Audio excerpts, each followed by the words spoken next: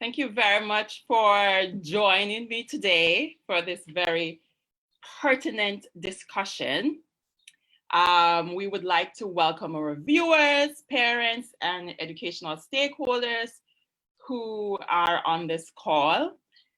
We would also like to thank the CDI for this opportunity to have this important conversation with everyone today.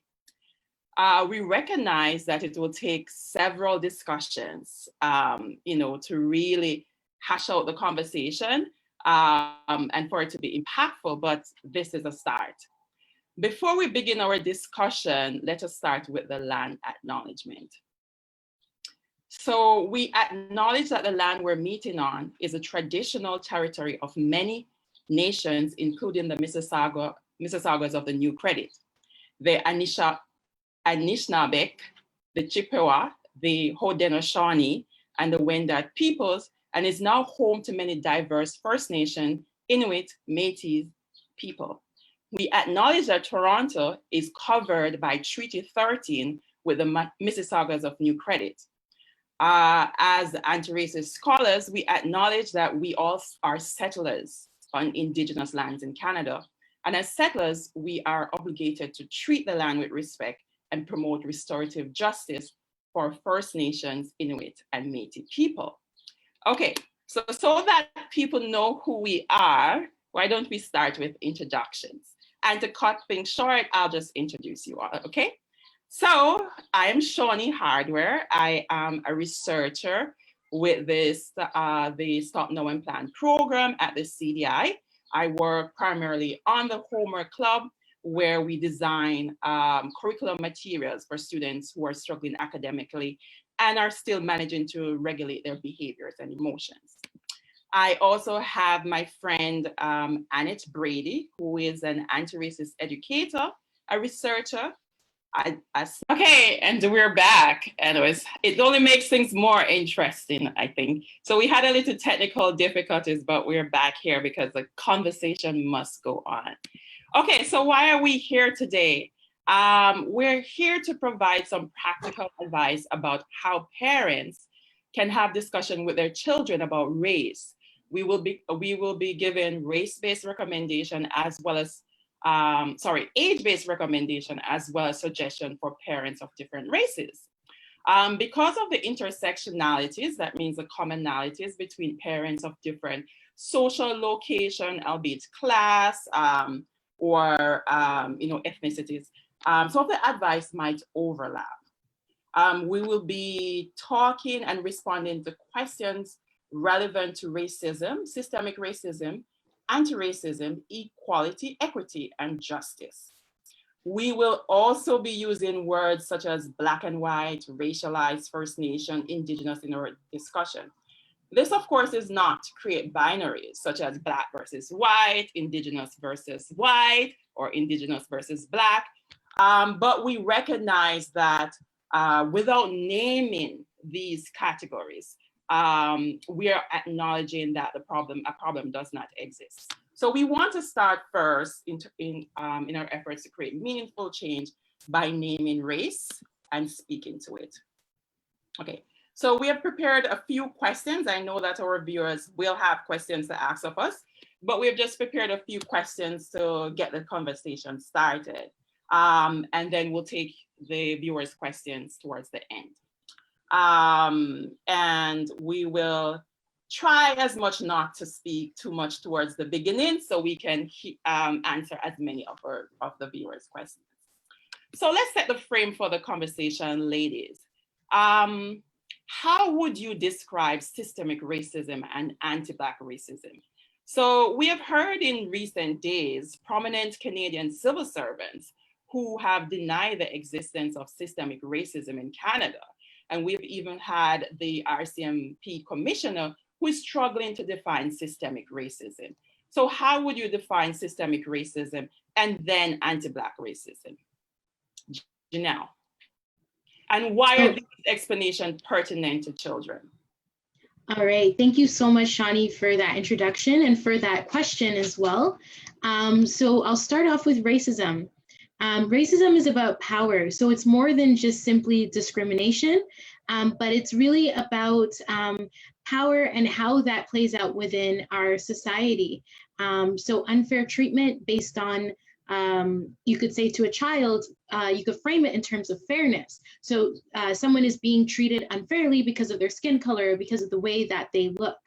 And an example would be a teacher candidate having to change their last name or their postal code of where they live, if they don't live in a quote unquote good neighborhood, in order to secure a position or a job.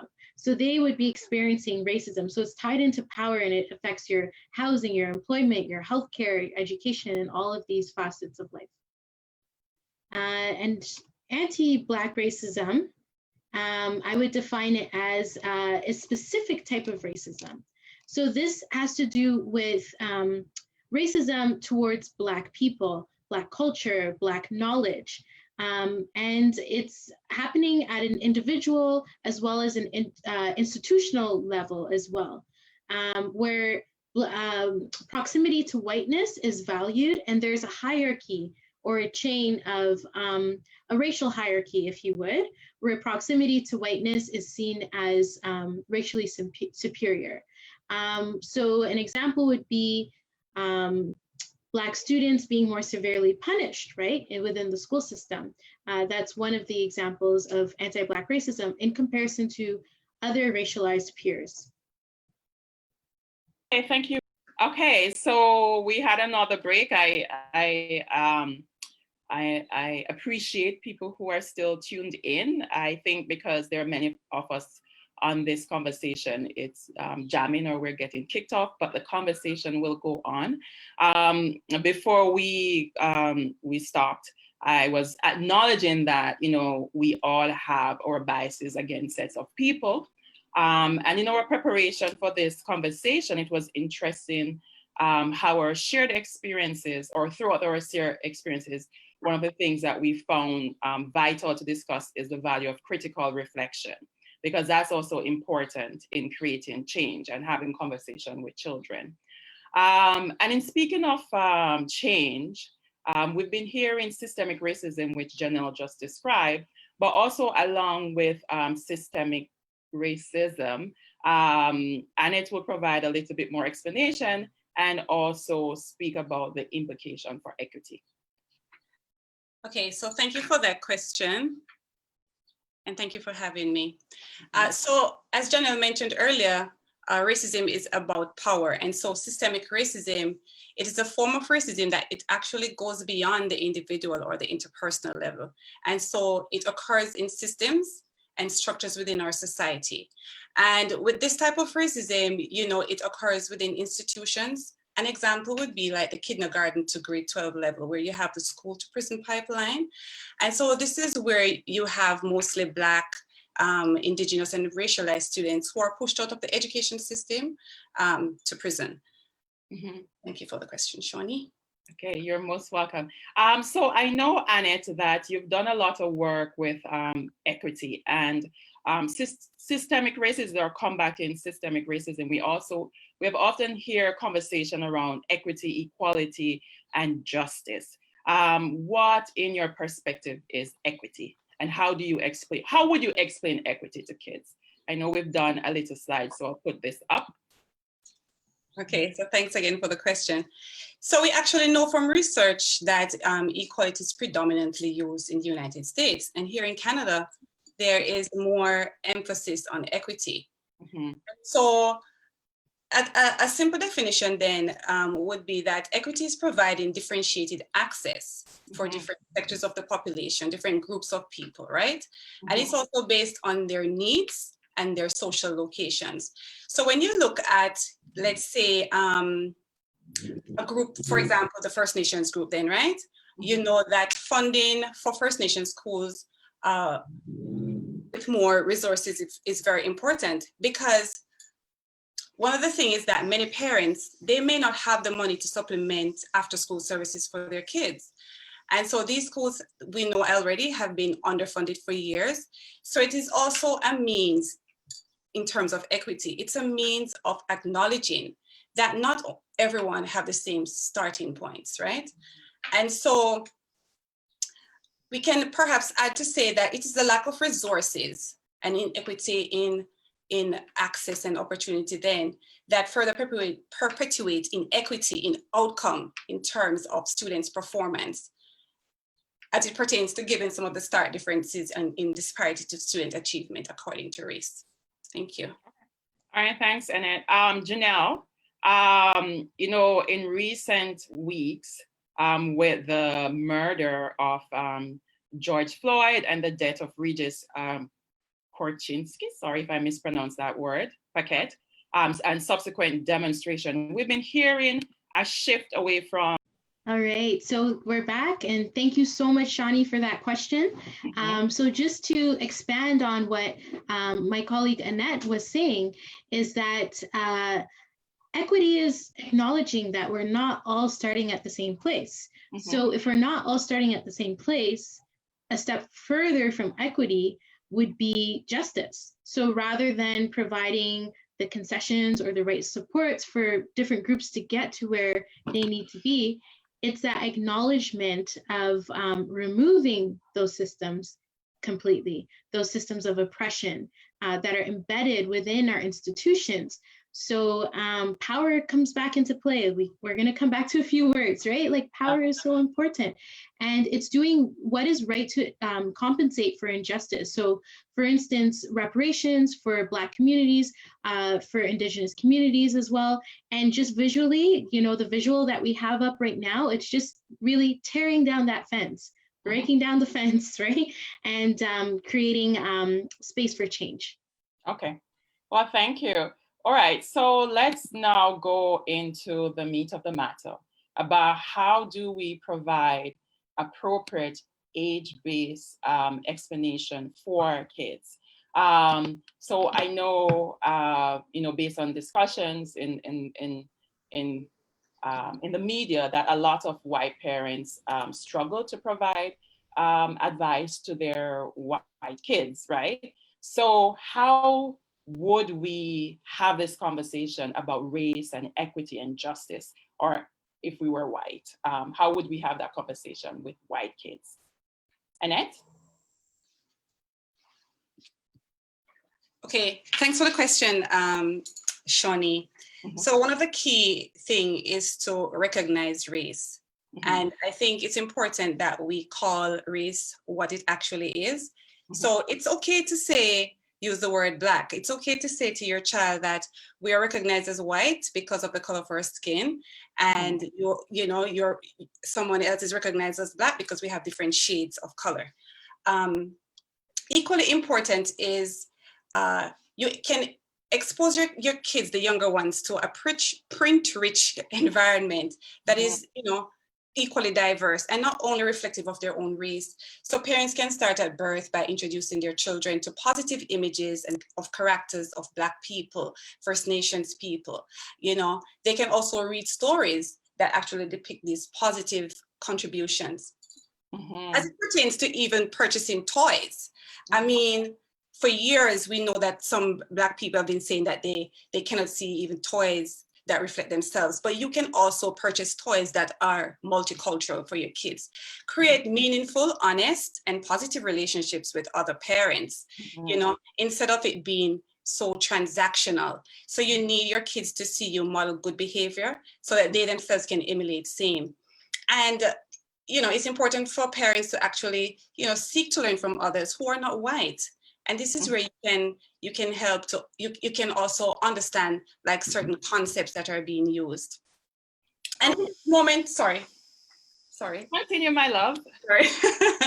And in this moment, I just want to mention too that where there's such emphasis on Black Lives Matter, you can explain that what that really means, you know, depending on the age. Teach them about fairness, as Janelle even mentioned earlier. And I think this will help them to understand more about why whites are treated differently and why Black people are also seeking justice. So this is where we will reinforce the whole notion of privilege, which my colleague Janelle will talk about, and Shawnee as well, which affords, you know, white people more opportunities than others. And to stress, it's important that we demonstrate compassion and empathy towards Black people and other racialized groups. Okay. All right. So I recognize that I said that I was going to talk about age first, but since, okay, so we had another break again. I guess it's for us to take a breath. So I know when in our last conversation, Annette, you mentioned privilege. Why is it important for white parents to acknowledge and speak about privilege to their kids? Janelle? All right, so thank you, Shawnee, for the question. So just to kind of speak to what privilege is, because that's a word that people might hear quite a bit. So it's really thinking about those unearned benefits or advantages that certain groups or people have due to their occupation of, again, social power, right? So an example would be when Black history or Indigenous history or Black and Indigenous students are not fully reflected within the school curriculum. So this is an aspect of, this can be by way of history, but also STEM, social studies, the arts, geography. And in this case, the white students would occupy a place of privilege because what they're learning in the textbooks, what they're learning on Google Classroom, what they're learning through their learning environment all reflects them. So this would be an example of privilege. But I'll also speak to how white parents can speak to, or caregivers, family members, community members can speak to how white children can also use that privilege to advance change and to end racism, because you're seeing that a lot of young kids, like really small kids, they want it to be all over, right? So that's amazing. So they can use their privilege to build social capital in order to lobby for change. So I'm not saying like they need to wait until they're 18 and run for an elected position, which is good, they should. But even before that, if they go to the library, they scan the books and the books only reflect them, the books don't really reflect their friends, they could speak up. They could say it to the librarian in a respectful manner, you know, like, let's change this up. Can we have more books? They can also feel empowered to address older relatives. So this is a question that came up in a podcast I did the other day. So they could feel empowered to, you know, break down those hierarchies where the elder is always right, because the elder is not always right, right? So they can use their voice and feel empowered from their parents to really create the change in the interpersonal and the institutional level. Protest. You know, we teach our kids to have a tidy room, to clean up, to be neat and orderly. But you know what? A lot of the things that we have right now that we enjoy that are normal have come from protests. So teach them about that struggle, right? And have them protest. And maybe they can't go to a march. Maybe you can't go to a march, but have them do a little poster, a placard. I'm seeing all sorts of things from kids, you know, like Black Lives Matter, and put that on the balcony, put it in the window, be proud, right? And then finally, I have younger sisters, and we have a huge age gap, and they use social media, they use TikTok, and some of them are so little, and they're doing this videos, right? Constant dance videos. You know, I say, they speak to me about justice, right? And I say, you should say that online, and they're like, oh yeah, I should say it online. So use your platform. If you have a platform, you know, I work with kids at Delta, and some of them have, you know, subs, how many subs? They want to get to 1 million subs. And, you know, really encouraging them to speak out in different ways that are creative as well. Okay, so I know, Janelle, I'll just ask you to continue. But before that, I noticed you mentioned social capital. What is that for people who may not know, or how do we explain that to kids? And then I'll ask you to give your opinion on that, Ms. Annette. So okay. I think I'm gonna defer to Annette, if that's okay, for social capital, because I feel like Annette might be able to get that one better than me. Oh, okay. Explain it, if you want. Okay, Annette. All right, thanks for the question. So I'm going to use the word privilege here to actually start the explanation of it. So, you know, social capital, in a simple way, we're actually born in certain families like white people where you have certain privilege, and that is a social capital in and of itself. So for everyone, your social capital will start like with your family, and it depends on your status, it depends on your access. You may have people who within their family, they have like their father, let's say, is a doctor, right? And Mhm. you have your father now has other social networks, and so as you get older, you can make all these connections. And what this social capital does for you, it creates relationships. Some of them can be transactional, some of them can be built on trust, Mhm. but at the end of the day, you're able to utilize it in ways that allows you to gain access, in opportunity, you know. And so it's beneficial, it has its advantages, but for some people, access to certain social capital can be a little bit restricted. Okay, and primarily for Black people, Exactly. you know, we have a lot of university graduates who have PhD and other forms of degrees, but they're still working at Starbucks and they're working at you know, McDonald's. Not that those are not honorable paid position, but people with post-secondary and postgraduate degrees who are being underemployed because they do not have that social capital. They don't have networks that they can tap into to get job that will compensate them, you know, what they're due. So we're going to continue the conversation. How could white parents with Black children speak to their kids about race? I'll ask Janelle to discuss this, then Annette. All right.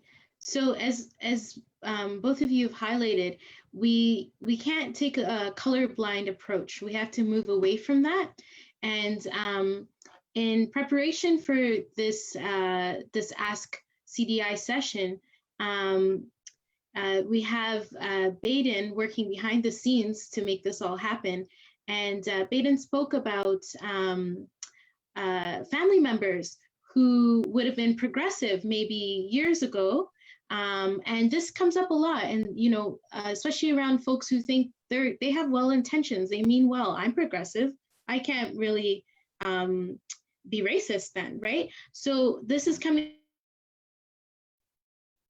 from a certain generation where the colorblind approach was preferred, right? And when you say you don't see race, that means you don't see me, like standing right in front of you. You don't see us as Black people. So in terms of white parents raising Black children, raising racialized children, it's just to acknowledge race, right? So, you know, like Shawnee, you said, we're going to say these words. We're going to be very intentional about it and not shying away from saying you are Black. So sometimes, yes, you will be treated differently because you're Black, right? So it's having those candid, frank discussions. And the key here is empathy, right? So transforming, you know, that sympathy of, well, I don't really know how to do this for my child. I didn't have the same experiences. I feel so bad for what he's going through, for what she's going through, what they're going through.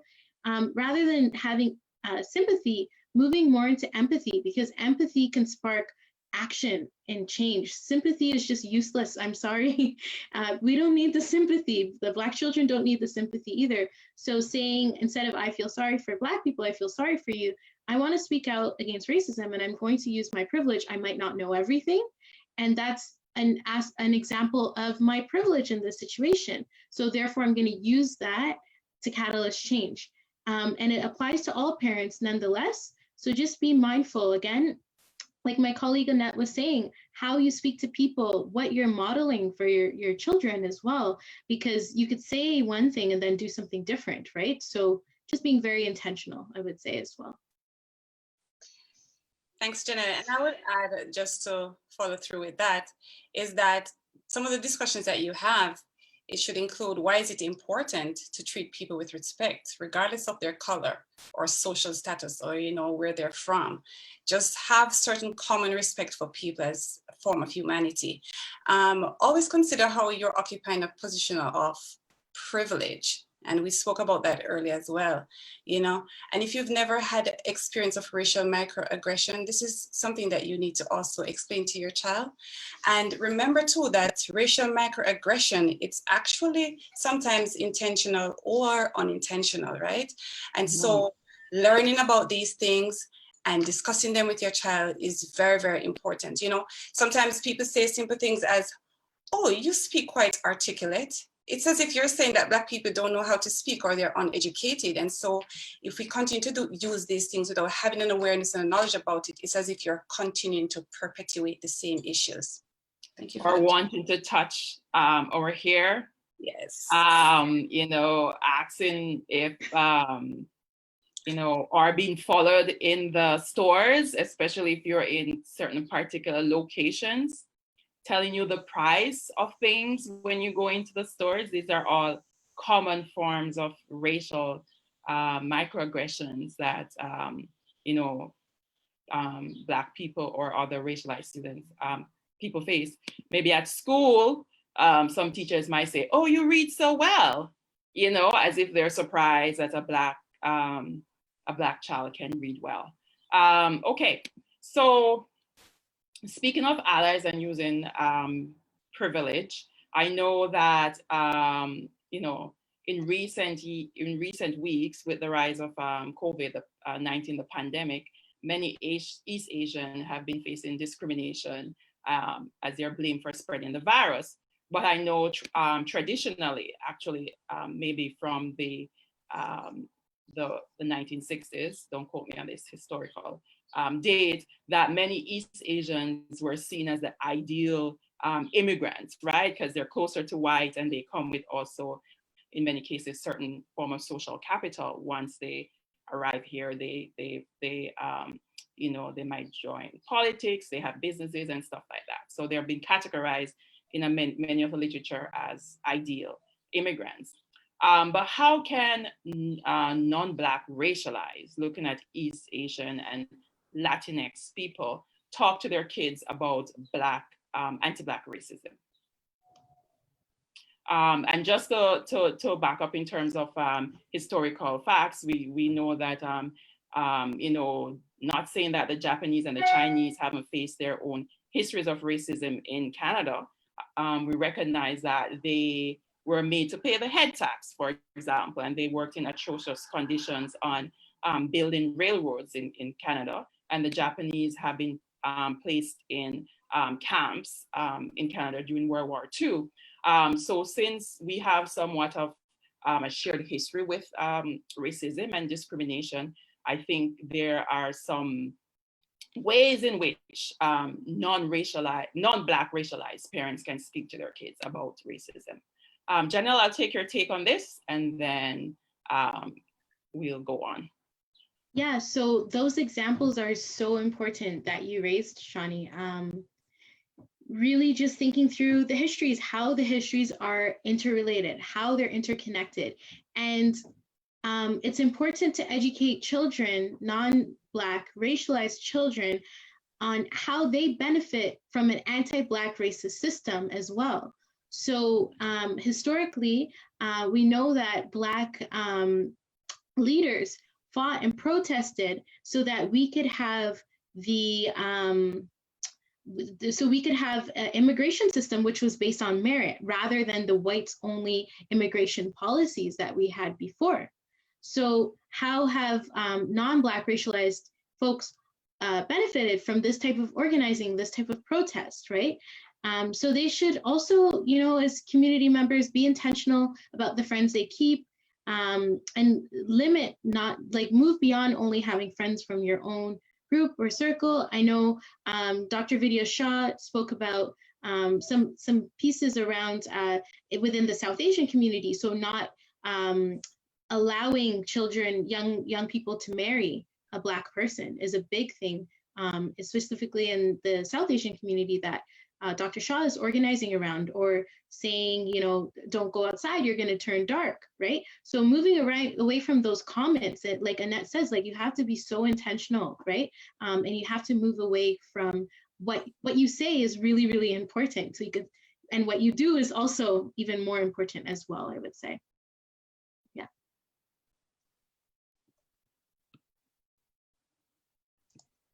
Oh yeah, I was on mute. I know earlier in our discussion you mentioned an example using dodgeball. I wonder if you can bring it up here to say how we can all be players in the game. Yeah, so for those of you who work with kids, who have kids, you know, like there's a lot of fights about or arguments about things not being fair, things not being right. You pour the glass of water and or juice, and you pour the other glass of juice, and if it's this much more for one child, then they're going to start complaining. Okay, so it's a good entry point to engage young people and kids into the conversation.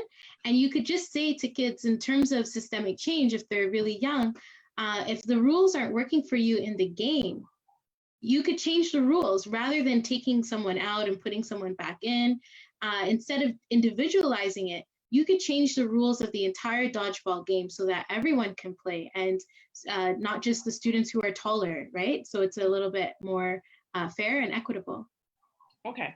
All right. So we've now let's talk about how we can, as Black parents, even though I don't have a child as yet, how we can speak to our own children, Black children, about racism and anti-Black racism. Why don't we start with Annette, and then we take your point on it, Janelle. So, we know that Black parents have always been in survival mode. Based on our discussion with Janelle, she also shared some of these things with us. And I think it's important that parents, they provide that space and that context for students who are affected by racism. It's quite unfortunate, though, that Black parents have really had to teach their children how to respond to police and why constantly from you start talking and walking. And these are conversations that white parents, they don't necessarily have to do through their own privilege. And so, it's really a stressful period for Black parents, even now, more so. And I think it's important that we understand our situation, we explain to our children, we empathize with them, we show them compassion, and we also need to also encourage them and let them love themselves and recognize that they're unique. These are things that Black parents really need to reinforce in their kids, because the notion that because you're Black, something is wrong with you and you're othered and you're stereotyped and you're seen as a criminal. Just think about how a child may feel. So I'll leave Janelle to speak more on that. No, I think that's really it. Like, we're at a particular moment, like Annette says, and it's very difficult for Black parents and Black community. And it's not because it's new, right? It's not because we're learning about racism all of a sudden. It's because we live this every day. And just to pick up on this point, Shawnee said, I'm not a mom yet. However, Black parents, Black community members have always other mothered, right? Have always done this thing. It's called other mothering. So even if we don't have biological kids of our own, because we have these traumas, because we have these histories in our community, we're assuming that role of that heavy lifting. So our lives are not centered around ourselves, our work. And Shawnee, you're an exceptional other mother. So I just wanted to put that in there, my friend and colleague.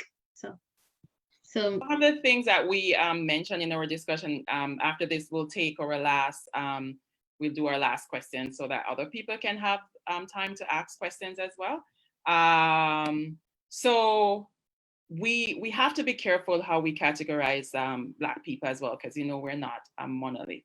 So it's important to know that even as Black people with certain privilege, that there can be a certain stereotyping of other Black people. Let's say Black people from the upper class, they might look down on people from different social locations, particularly those who live in communities that are prone to crime. So it's also important for us as Black people, once we've moved up, to not look down on the places that we're coming from, and help our children to decontextualize those notions of why is this community that way, or why is this child in my class acting out, why is it only that the mother comes to PTA, why doesn't this child have his resources, why does he live in this neighborhood, so that we ourselves are not reinforcing the stereotypes, because we have now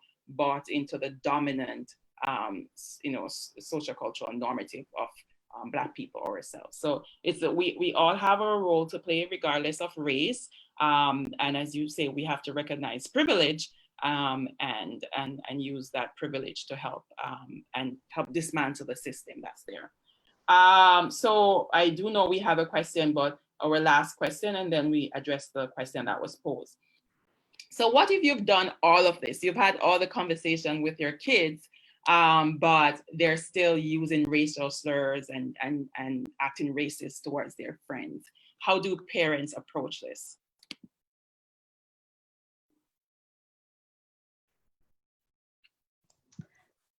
Janelle, I see you looking around as if you're indicating that you're ready to go. Oh no, behind the scenes, I have all the screens going. So how my mind works, okay. I can't just do, and that's the thing with kids, right? Sometimes we can't just do one thing, and we can't punish our kids for that either. But in terms of the question,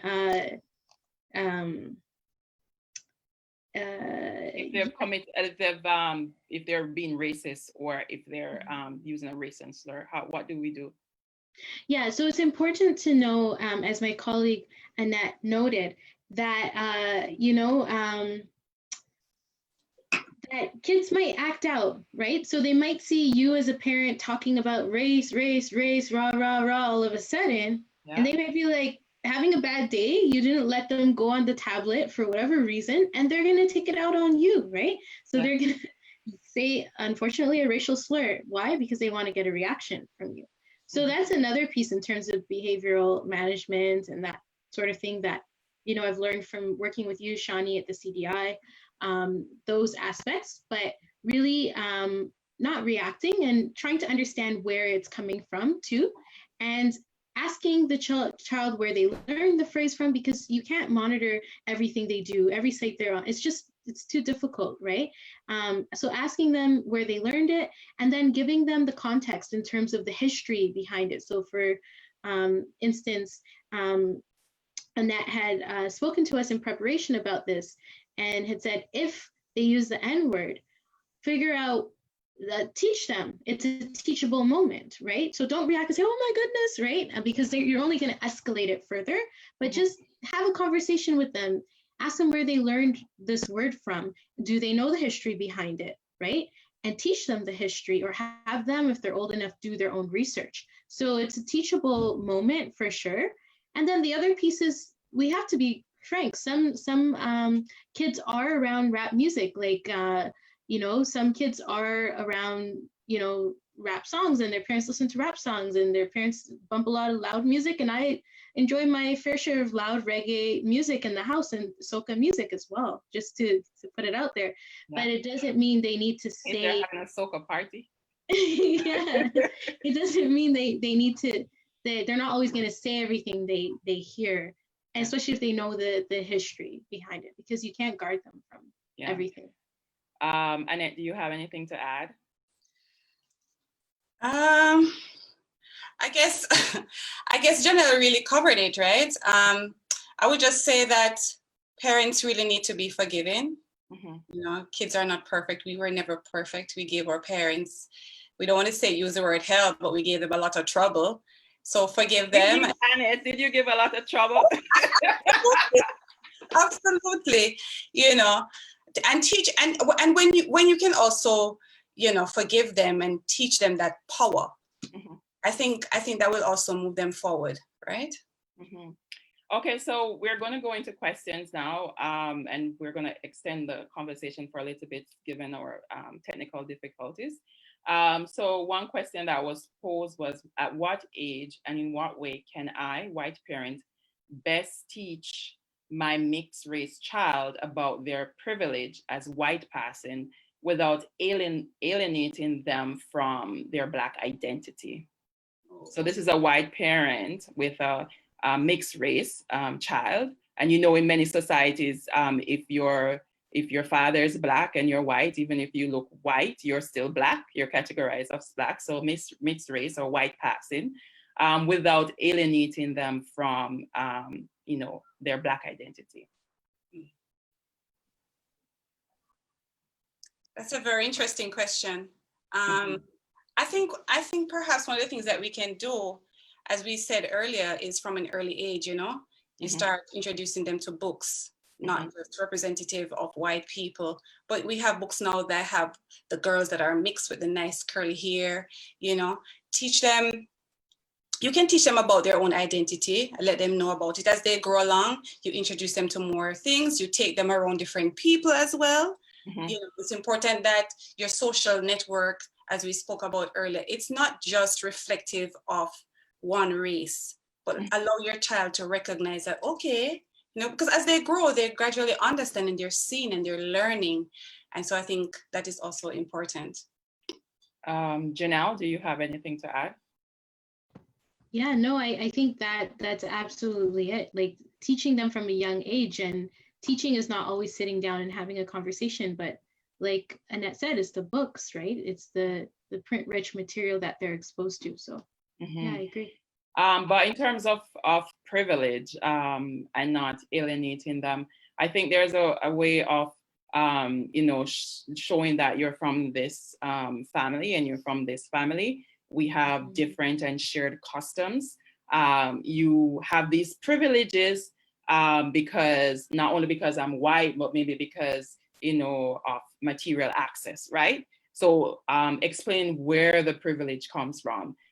You know, many white parents have privilege because of whiteness, but also it might be because of access. And recognizing how other people of darker hue might have the same material access as you, but still not have the same privilege, right? So they might be stopped when they're and searched when they're in the airline or where they're traveling, and you might not be, right? But also because you're Black, you also have to recognize that these are some ways in which people might read you. And I think one of the interesting thing is that you know, in recent times, there are more studies about mixed race students and the difficulties that they face about fitting in. So for this parent, it's also important to have that conversation, because some are alienated by their colleagues for not being white and alienated by Blacks, according to the research, for not being Black enough. So we also have to recognize some of these issues that you know, white passing children can face. Okay, so hopefully we've addressed that. If that is not detailed enough, then we can take that question up offline, right? So the second question is, how can early childhood educators approach or actively engage and or introduce to parents the concept of speaking to their children about race while in the caregiver's car? So how do we have this conversation about race in the caregiver's car? How do we facilitate the need for this conversation, especially to apprehensive parents? So I'll answer that one. I think, again, going back to what Annette had to say about teaching children about race is also sometimes the approach you could take for teaching adults about race. But also be mindful, right? So I'll speak about ways that it could be built into the curriculum. So those projects or activities that children are given, do they center a white child's world, a white child's imagination, or do they center Black, Indigenous, and racialized children as well? And by parents being involved in those activities, they can also learn that, you know, this is an important issue to address. The other piece is certain things are not a matter of debate. Racism is not a matter of debate.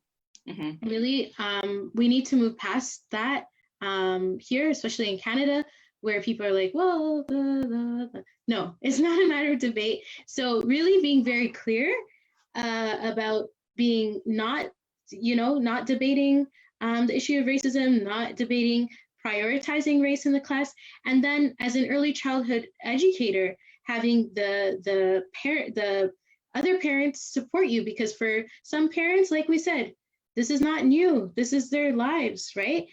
So they'll appreciate, even if it's one Black child in the class, they'll appreciate that you're pushing forward these conversations in a respectful, way. And having the support of administrators and your union and representatives is also so important to be able to say, you know, you have these folks to draw on and rely on. I'm wondering though, should we also ask the parent why they're apprehensive about talking about this?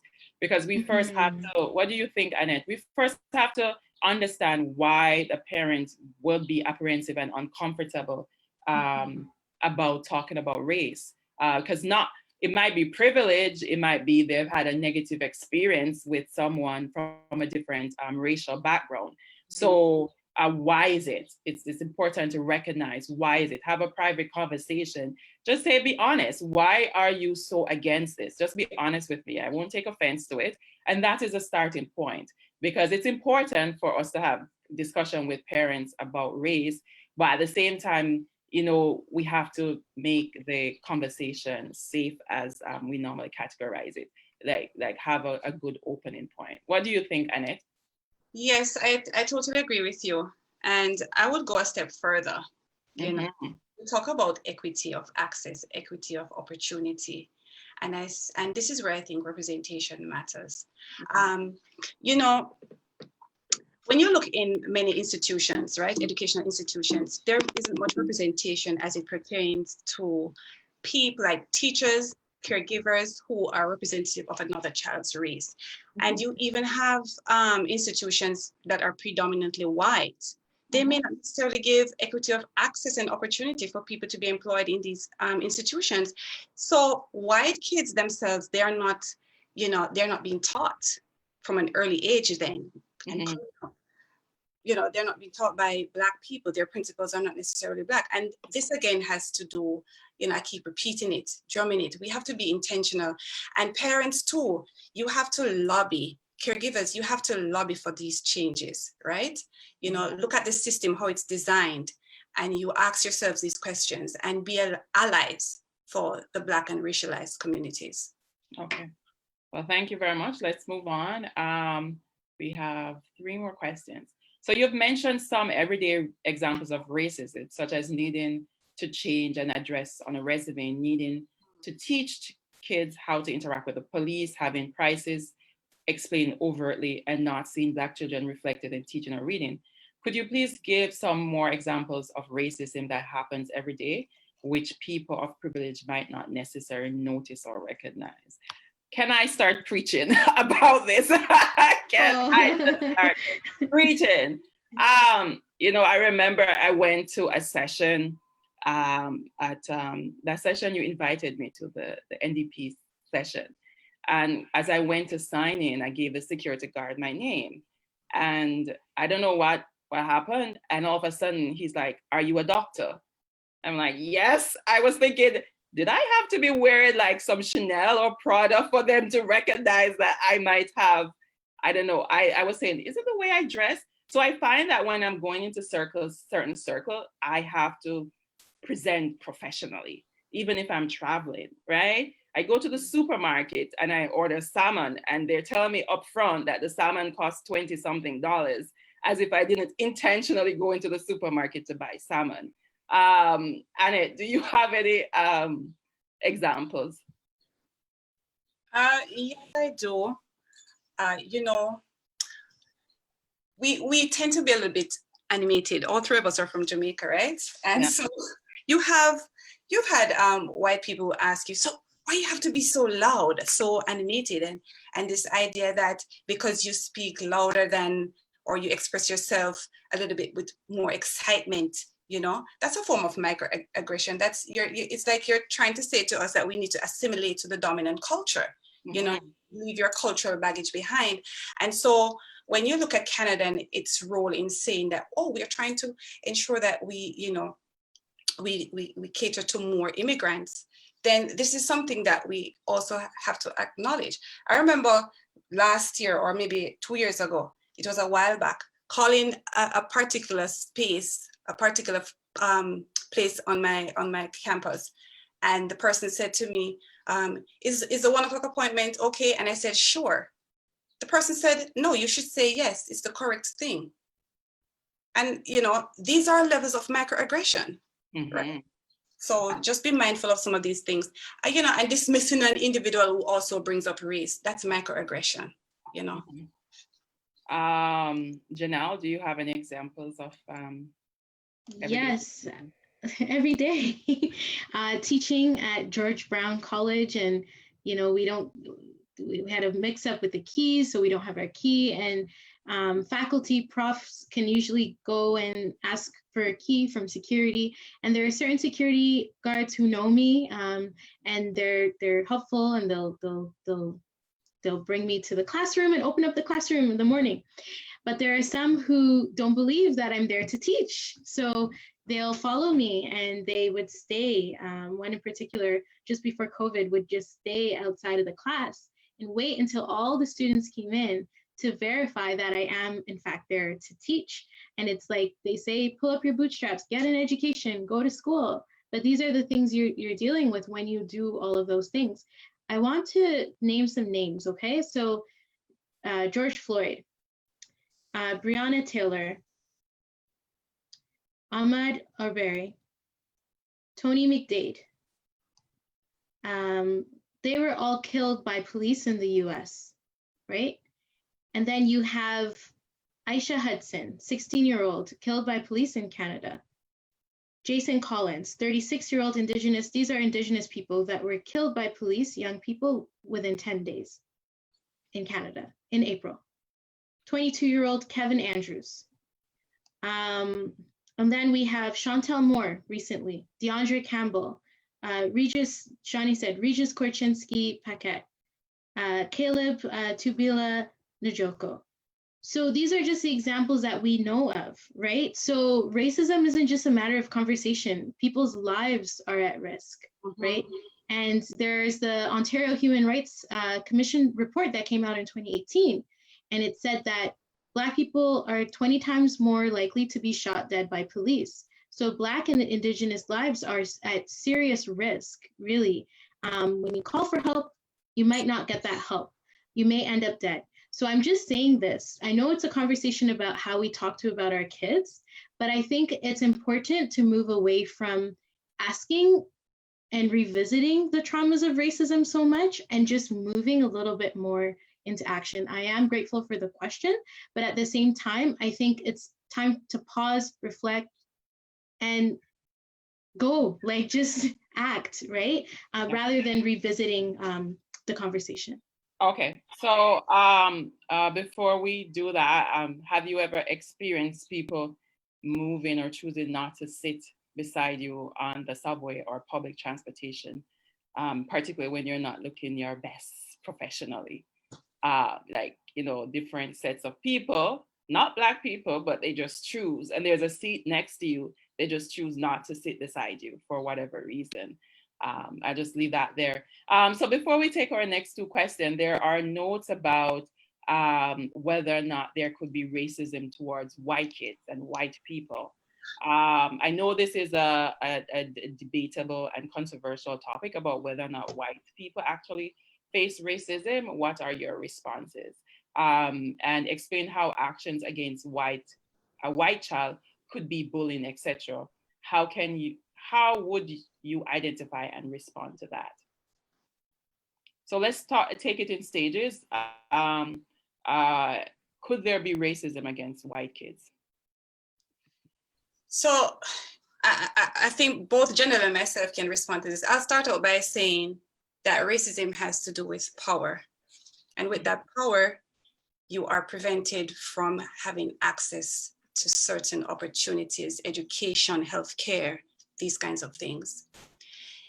To say that, like for me personally, I would not say you can have racism towards a white person, but you can have prejudice towards a white person, because you cannot stop that person's access.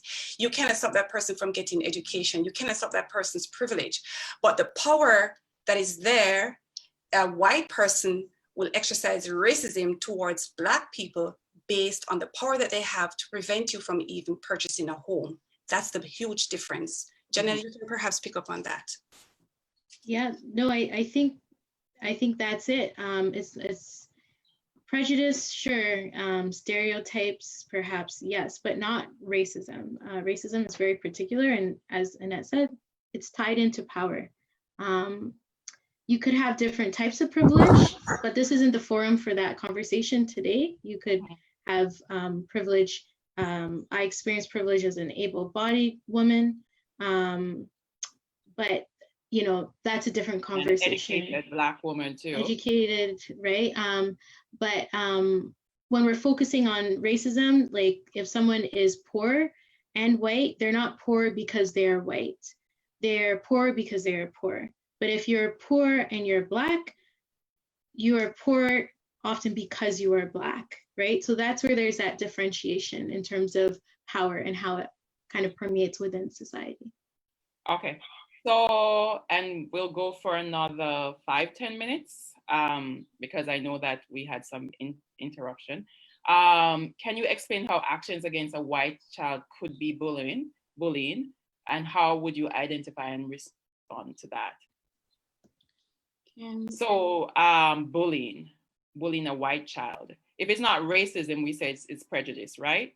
So how would you respond to a white child experiencing bullying or prejudice, discrimination, maybe because of privilege, or maybe they are in a predominantly Black school and they act differently? How would you address that? Annette? Okay, actions against a white child could be bullying. What was the question again? How would we respond? How would you identify and respond to it? So again, it depends on context. It depends on the situation. Mm-hmm.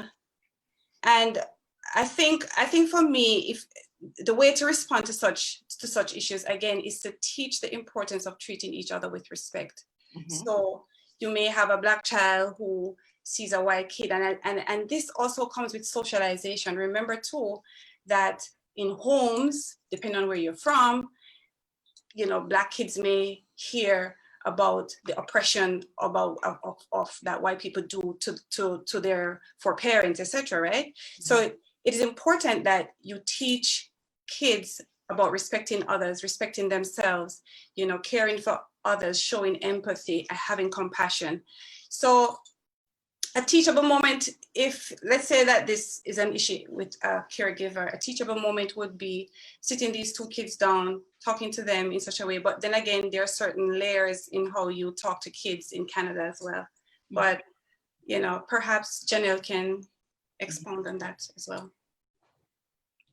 I find the question very interesting, really, and very telling in terms of who are the kids we're prioritizing, even in a conversation about race and anti-Black racism and systemic racism.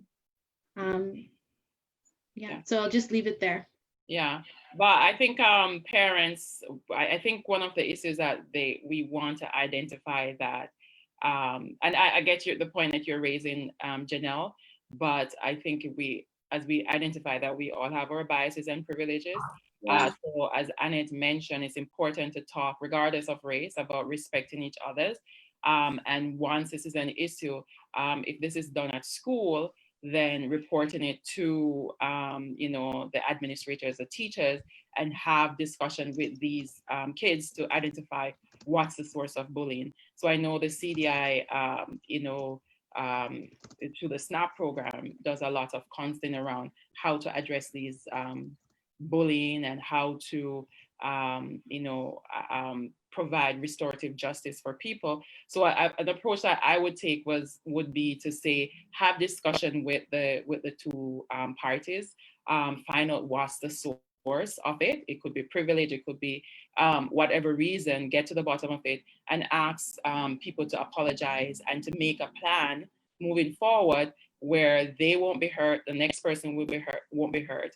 Their problem would be smaller and not bigger, and they're okay with the plan, using those SNAP language, right? Because regardless of who is being bullied because of race or whatever, it is definitely not okay for people to be bullied. Can I just say the last thing?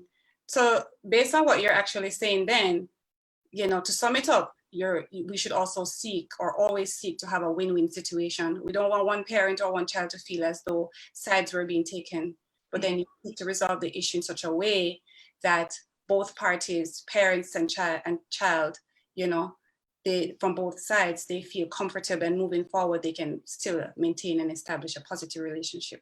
Okay, so we'll do 2 more questions that were posted, and then we'll put up our contact information for people who still want to ask more questions, that they can reach out to us. I do know that there might be subsequent discussions later about you know, continuing the conversation, since a lot of people want to get practical information about how to address this. And I'll leave that to the CDI to make those announcements. Okay, so question 4. What about a child with disability who is using a racial slur? I'm not quite sure if it's a physical disability or if it's a learning disability in terms of, you know, more cognitive. So is there a difference? How do we, let's say a child has a learning disability, how do we tell them that using a racial slur isn't okay? You want me to start? Sure. Okay. Janelle. Yeah, so this is a very delicate situation. A few years ago, I worked with kids with disability in Japan, and there were some interesting programs that they had for them. Some of them, again, as Shawnee said, it's cognitive. So it's not that they don't understand or you can't teach them to understand, but it's going to take a little bit more patience, and it's going to take different ways or methods of allowing this child to really get what they're saying is inappropriate or it has consequences, you know? So I think that's I think it has to do with the age. It would have to do with the child's learning ability. You know, it's somewhat of a vague question, but I'll just start it from there in terms of understanding where the child is from, trying different methods. Don't be aggressive, be patient, use pictures depending on the age. You know, yeah. I guess Janelle can also add to that, or Shawnee. Sure. Janelle?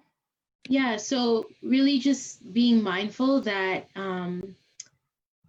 for those that are within the environment with that child, that sometimes it's not necessarily something that can be addressed very easily, and explaining that to the other children who are around who might get triggered or harmed by these racial slurs, right? So going back to what Shawnee said with the SNAP model, it's teaching young people to make a plan, right? And to identify the hard thoughts, but also not to be triggered. So they kind of integrate planned ignoring as well.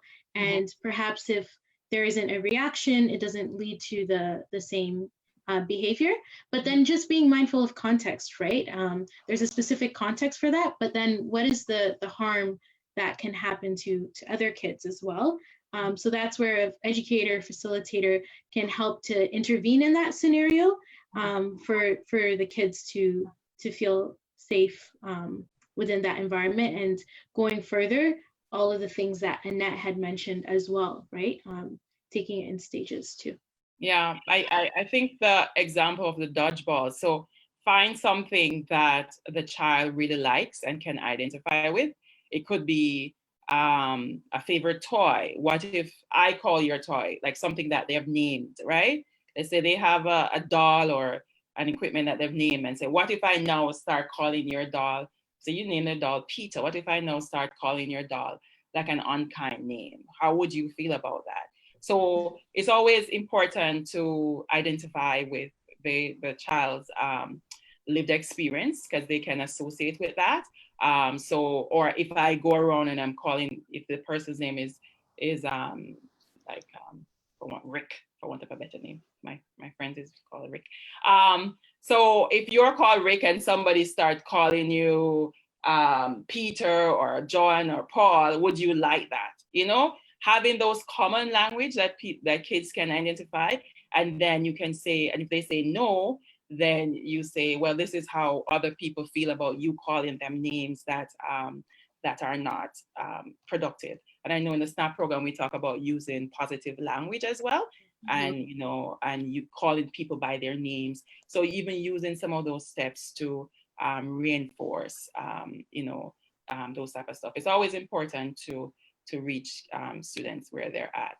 Okay, so the last question is about resources. Now I have my PowerPoint up with a list of resources, but I'm having an issue sharing, like on this day, all the things that could happen will happen. Oh, here we are. Let's hope this is the correct one. Okay, so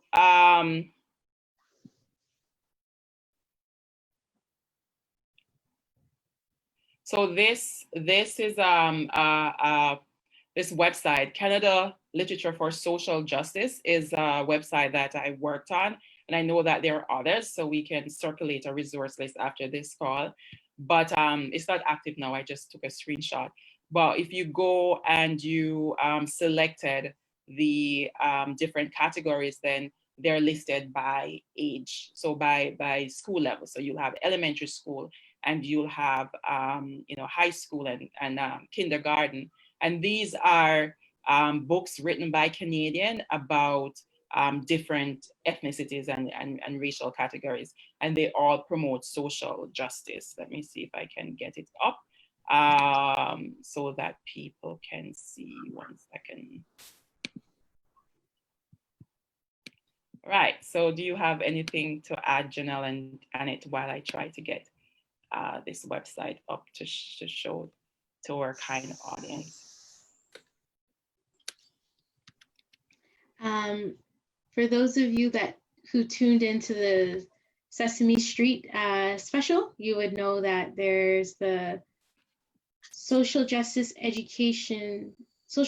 books.org, I believe is the name. I'll get that up for resource sharing after. There's also books that teach kids about justice. A is for activists, for babies.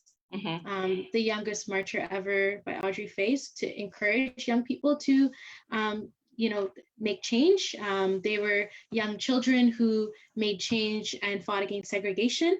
Audrey Faye was a young child prisoner in the United States. That tells Audrey's story. And then Canadian history, Viola Desmond, Won't Be Budged, is another good one. There's tons out there. Once you start digging, there's so many wonderful resources that do the job of representation. So having Black children in books, racialized children, like books by Aita Sadu, the owner of A Different Book List, Christopher Clean Your Room, just kids doing kids things. But then you also have examples of how they can you know, use their voice to make change as well. So just social justice oriented books too. Well, thank you, Janelle. So this is what I was talking about. So if we select on the novels, there's primary, elementary, and there are lists of books that talk about, you know, for example, Indigenous rights and those type of stuff. Under junior high, there are some books. So it's all age appropriate that parents can go to get ideas about what they can talk to their kids about. There's picture books. This is just a starting point.